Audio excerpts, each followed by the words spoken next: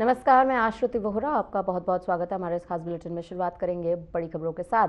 विकासनगर के कुल्हाल क्षेत्र में जंगल से भटक कर आबादी में घुसा एक हिरण अफरा तफरी मचाता नजर आया। हिरण सबसे पहले कुल्हाल पुलिस चौकी में घुसा, जिससे चौकी पर तैनात पुलिसकर्मी घबरा कर बाहर भागे। खूबसूरत हिरण प्रजाति के बड़े सिंग वाले इस जीव को देखने के लिए स्थानीय लोगों की भीड़ जमा हो गई। भीड़ देखकर हिरण डर गया, आबादी क्षेत्र में दौड़ता हुआ निकल पड़ा। सूचना मिलते ही वन विभाग की टीम मौके पर पहुंची, लेकिन तब तक सांभर नजदीकी जंगल की ओर भाग चुका था।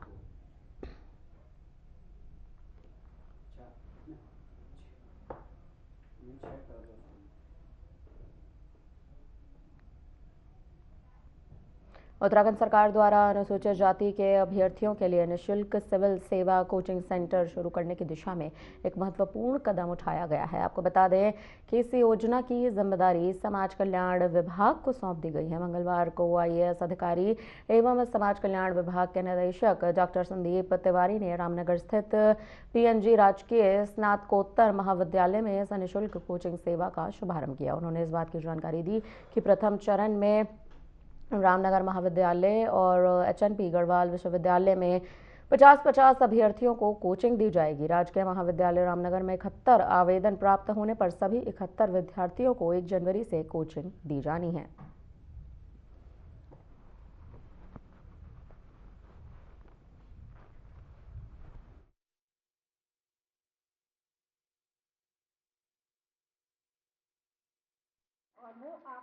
देखिए, ये माननीय मुख्यमंत्री जी के निर्देशों में इस बार विभाग ने पहल की है कि रामनगर पीएनजी कॉलेज और एचएनबी गढ़वाल यूनिवर्सिटी में ये कोर्स शुरू किए जाएं, क्योंकि यहाँ की फैकल्टी काफ़ी प्रशिक्षित है और ये कोर्स कराने में सक्षम है। तो इसलिए इन 2 संस्थाओं का चयन किया गया है पहले चरण में, और 50 बच्चों का बैच इसमें लिया जाएगा। रामनगर में 71 आवेदन प्राप्त हुए थे, तो यहाँ के प्रिंसिपल साहब ने निर्णय लिया है कि हम सभी 71 स्टूडेंट्स को इसमें इंडक्ट करेंगे और ये 1 तारीख से क्लासेस स्टार्ट होंगी, और संभवतः अगले हफ्ते एचएनबी गढ़वाल यूनिवर्सिटी कैंपस में भी ये क्लासेस स्टार्ट हो जाएंगी।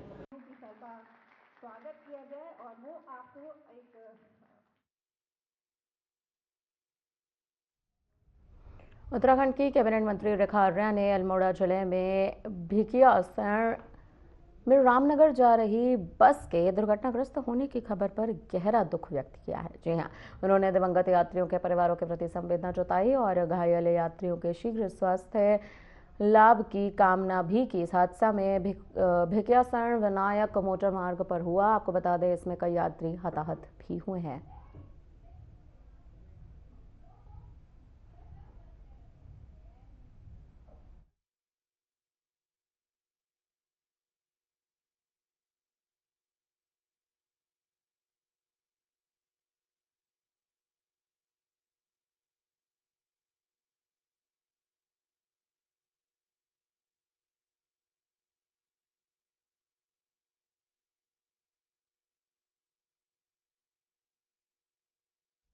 उत्तराखंड के मुख्यमंत्री पुष्कर सिंह धामी ने अल्मोड़ा जिले में भिकियासैंण से रामनगर जा रही बस के दुर्घटनाग्रस्त होने की खबर पर गहरा दुख व्यक्त किया है। उन्होंने दिवंगत यात्रियों के परिवारों के प्रति संवेदना जताई है, घायल यात्रियों के शीघ्र स्वास्थ्य लाभ की कामना भी की है। बताते चले, इस हादसे में यानी भिकियासैंण से विनायक मोटर मार्ग पर ये जो हादसा हुआ है, इसमें कई यात्री हताहत हुए हैं। मुख्यमंत्री ने जिला प्रशासन को त्वरित कार्रवाई और घायलों को नजदीकी अस्पतालों में भर्ती कराने के निर्देश भी दिए हैं। इस गंभीर मामले को उच्च चिकित्सा केंद्रों में रेफर भी कर दिया गया है। बताते चले, साथ ही उन्होंने ये भी कहा है कि पूरे प्रकरण की सतत निगरानी की जाए और प्रशासनिक अधिकारियों से लगातार संपर्क भी बनाए रखें।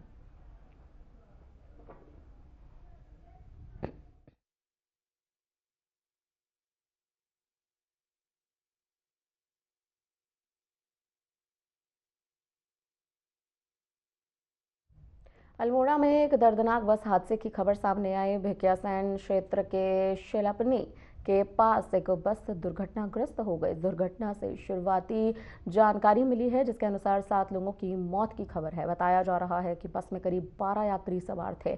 हादसे की सूचना मिलते ही प्रशासन और राहत बचाव टीम मौके पर पहुंच चुकी है। घायलों को बाहर निकालकर इलाज के लिए भी भेजा जा रहा है। फिलहाल मृतकों और घायलों की सही संख्या की आधिकारिक पुष्टि का इंतजार है।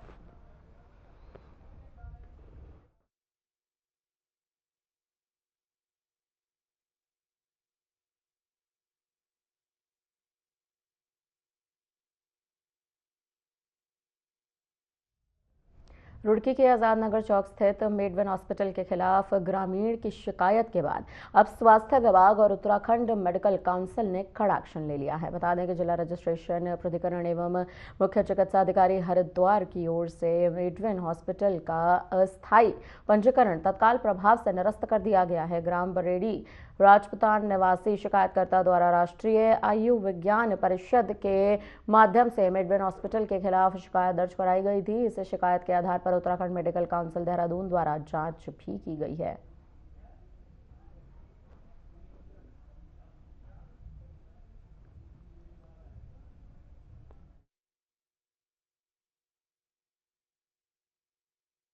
हॉस्पिटल में कुछ कमियां पाई गई थी और एक नेग्लिजेंस भी था, जिसके लिए पेपर तैयार करके भेज दिया गया था और उसको एमसीआई के द्वारा उनके डॉक्टर की डिग्री को भी होल्ड कर दिया गया है और मेरे द्वारा भी आदेश जारी कर दिया गया है और मेडविन को भी मैं बंद करने जा रहा हूँ। वो ऑन होल्ड है, ऑन होल्ड नहीं, हॉस्पिटल संचालित अभी लेटर चला जाएगा, हॉस्पिटल बंद कर दिया जाएगा। देखिए भवन से मतलब मुझे नहीं है, ये तो जो अथॉरिटी होती है, डेवलपमेंट अथॉरिटी होती है, वो देखती है।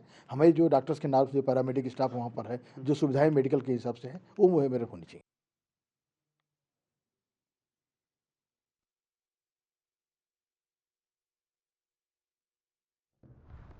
अंकिता हत्याकांड को लेकर अब सोशल मीडिया पर एक बार फिर से बहस शुरू हो चुकी है। अभिनेत्री उर्मिला ने भारतीय जनता पार्टी के नेता दुष्यंत गौतम का नाम नहीं लेने पर लोगों में गुस्सा देखा है। हरिद्वार से भी इस मामले पर प्रतिक्रियाएं सामने आ रही हैं। प्रशासन ने कई मीडिया चैनलों को नोटिस भेज दिया है।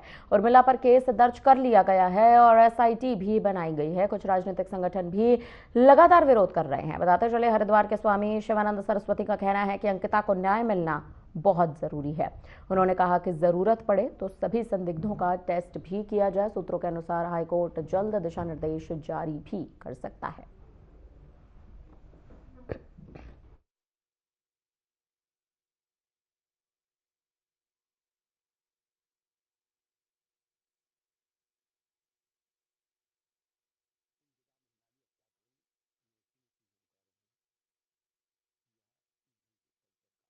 निरोधक है। इसमें खास करके अपने को तथाकथित धर्म का ठेकेदार करने वाली संस्था और पार्टी जो है, उसी के आदमी पकड़े गए। स्पेशल सर्विस की मांग हो रही थी, ये तो उसी नीचे आ रहा है। स्पेशल सर्विस की उसमें एक नाम तो पहले से गुप्त रूप में था, अब एक दूसरा नाम भी आ गया है।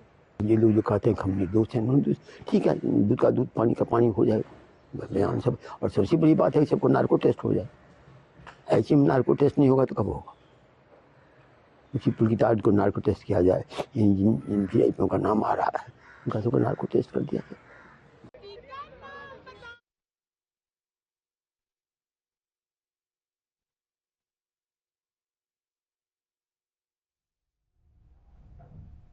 उत्तराखंड के चर्चित अंकिता भंडारी हत्याकांड को लेकर प्रदेश में लोगों का आक्रोश लगातार बढ़ता जा रहा है।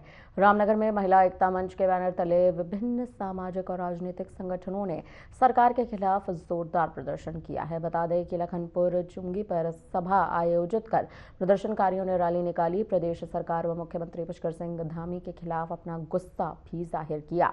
इस सभा को संबोधित करते हुए वक्ताओं ने कहा कि उत्तराखंड की बेटी अंकिता भंडारी को अब तक न्याय न मिलना प्रदेश की मां और बहनों के लिए अस्मिता का सवाल बन चुका है।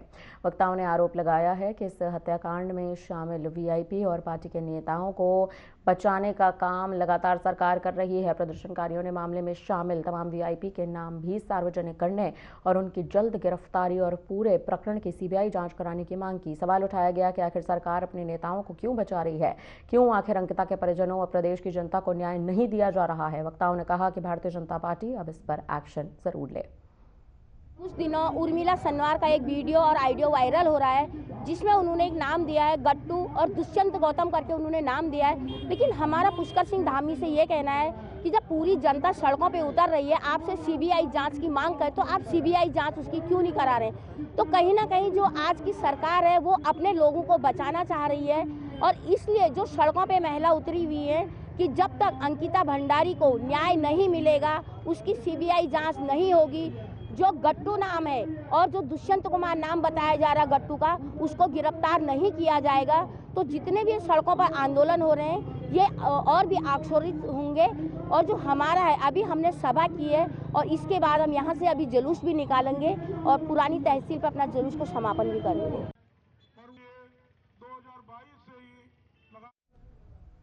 विकास नगर के झकरानी क्षेत्र में 1 दर्जन से अधिक स्टोन क्रशर अवैध रूप से संचालित हो रहे हैं। आपको बता दें, इनमें से कई पर यमुना नदी से अवैध खनन पर उप खनिज सामग्री स्टॉक भी की जा रही है। इससे किसानों की फसलों को भी भारी नुकसान पहुंच रहा है। इस मुद्दे पर किसानों ने मीडिया के सामने अपनी समस्याएं रखी हैं। बताते चले, इस मामले में उपाधिकारी विरोध कुमार ने ये भी बताया है कि खनन, वन और अन्य संबंधित विभागों की एक संयुक्त टीम इस मामले की मॉनिटरिंग कर रही है।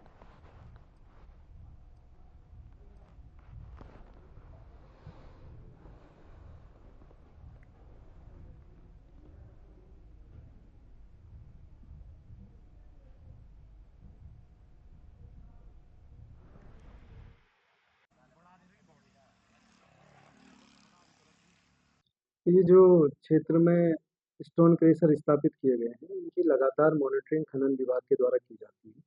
और अभी बीच में जिलाधिकारी का एक आदेश आया था, जिसके क्रम में संयुक्त टीम के द्वारा इनका निरीक्षण किया जाना है और आगे उसकी तिथि तय होगी।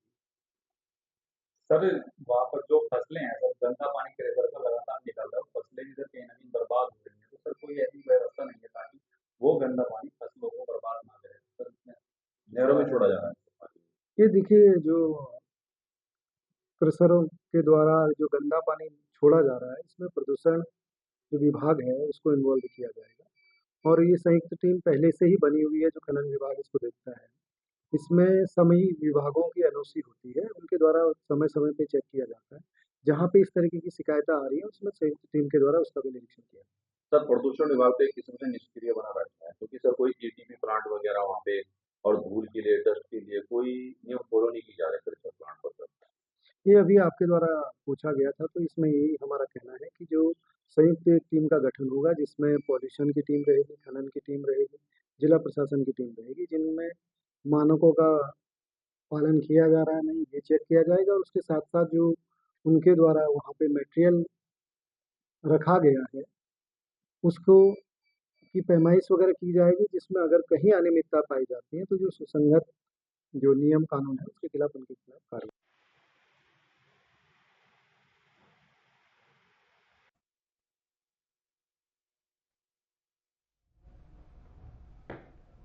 कैबिनेट मंत्री और सोमेश्वर से विधायक रेखा आर्या ने अल्मोड़ा जिले में हुए दर्दनाक हादसे में जान गंवाने वालों के प्रति गहरी संवेदनाएं व्यक्त की हैं। इस दौरान उन्होंने कहा कि इस दुखद घटना से पूरा क्षेत्र शोकाकुल है। कैबिनेट मंत्री ने हादसे में घायल हुए लोगों के शीघ्र स्वस्थ होने की भी कामना की है।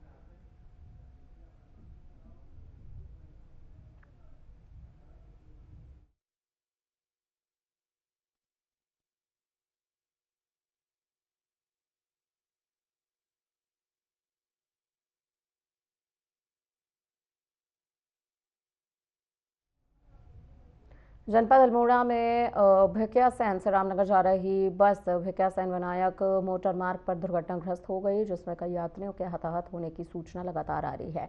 मुख्यमंत्री पुष्कर सिंह धामी ने गहरा दुख व्यक्त किया है। ईश्वर से दिवंगतों की आत्मा की शांति तथा घायलों के शीघ्र स्वस्थ होने की कामना भी की है। जिला प्रशासन द्वारा घायलों के नजदीकी अस्पताल में भर्ती करा दिया गया है। गंभीर मामले को लेकर चिकित्सा केंद्रों में भी उन्हें रेफर कर दिया गया है।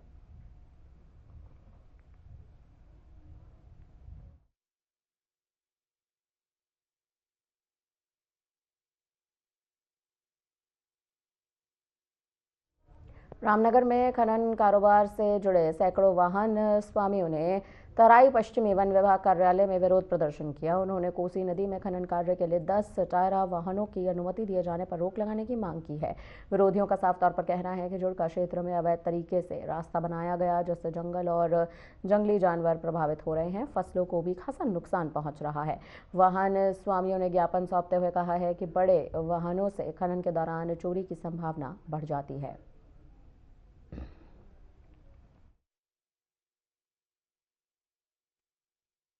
के अनुरूप अभी तक कुछ डिसाइड नहीं था 10 टायरा का, और हमारे पिछले साल जो माल निकाला था उसमें हमें 2 करोड़ का लॉस भी हुआ था। तो इधर 10 टायरा की मांग थी कि सरकार की सारे नियम कानून फुलफिल करता है तो उनको क्यों नहीं है यहाँ पर खनिज की निकासी दी जाती है। तो उसमें एक शासन ने यहाँ पर मीटिंग करी थी एडीएम साहब के निर्देश पर। उसमें डीएफओ सर और एसडीएम सर और किरण शाह एसडीओ, और जो कि हम ये मांग रख रहे हैं कि 10 टायरे बंद होने चाहिए और 6 टायरे और ट्रॉली ट्रैक्टर चलने चाहिए। जो कि 10 टायरे अगर चलेंगे इसमें जो कि सरकार को भी इसमें कम आएगी और जो रॉयल्टी कम कटेंगी। भिकियासैंण क्षेत्र के शिरापनी में एक बस दुर्घटनाग्रस्त हो गई। जानकारी के अनुसार इस हादसे में 7 लोगों की मौत की खबर सामने आ रही है। बताया जा रहा है कि बस में लगभग 12 यात्री सवार थे। घटना की सूचना मिलते ही प्रशासन और राहत बचाव दल मौके के लिए रवाना हो चुके हैं। बताते चले घायलों को निकालने के लिए और उन्हें चिकित्सकीय सहायता उपलब्ध कराने का कार्य भी जारी है। फिलहाल मृतकों और घायलों के आधिकारिक पुष्टि का इंतजार भी लगातार जो है, इस इंतजार की भी घड़ी जो है वो बैठी हुई है।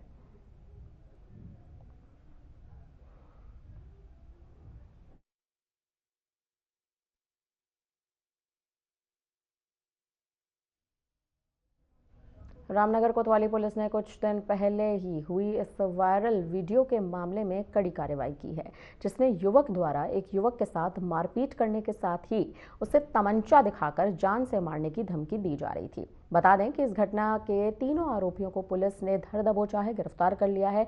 उन्हें कोर्ट में पेश करने की कार्रवाई भी शुरू हो चुकी है। घटना के संबंध में जानकारी देते हुए सीओ सुमित पांडे ने बताया है कि मामले में उक्त तीनों आरोपियों को गिरफ्तार करते हुए उनके कब्जे से घटना में प्रयुक्त एक बुलेट बाइक, एक तमंचा सहित आधार कार्ड बरामद भी कर लिया गया है। साथ ही ये भी जानकारी है और उन्होंने बताया है कि सभी आरोपियों के खिलाफ संबंधित धाराओं के तहत मुकदमा दर्ज करते हुए उन्हें कोर्ट में पेश करने की भी कार्रवाई की गई है।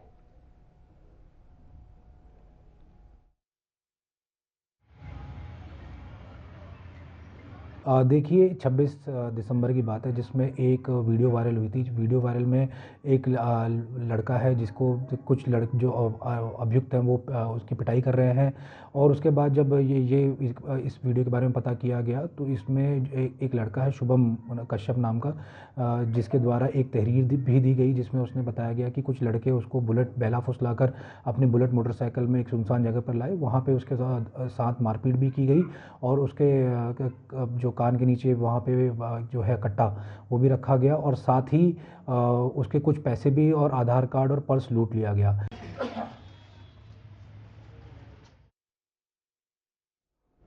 उधम सिंह नगर के जसपुर में अंकिता भंडारी हत्याकांड को लेकर सांसद अजय भट्ट के काफिले का कांग्रेसी कार्यकर्ताओं ने काले झंडों से विरोध किया है। बता दें कि सुभाष चौक पर विरोध प्रदर्शन करते हुए कांग्रेसियों ने आरोपियों को सजा दिलाने और निष्पक्ष सीबीआई जांच की भी मांग उठाई। पुलिस ने 3 कार्यकर्ताओं को हिरासत में ले लिया। सांसद अजय भट्ट ने कहा है कि दोषियों को बख्शा नहीं जाएगा। पहले ही मुकदमों में जेल और आजीवन कारावास की सजा सुनाई जा सकती है।